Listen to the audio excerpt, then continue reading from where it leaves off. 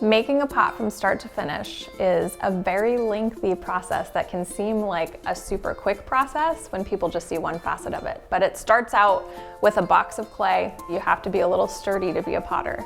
Cutting a piece of clay off the top of that bag and working it through a process that we call wedging, trying to get the air out of clay.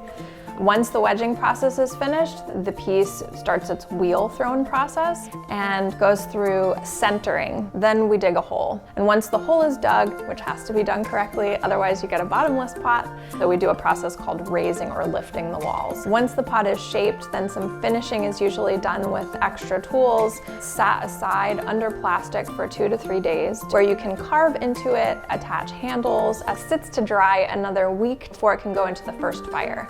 Pots can be glazed in a myriad of ways to apply the color. And then they go back in the kiln and hopefully are sellable, usable, functional pieces.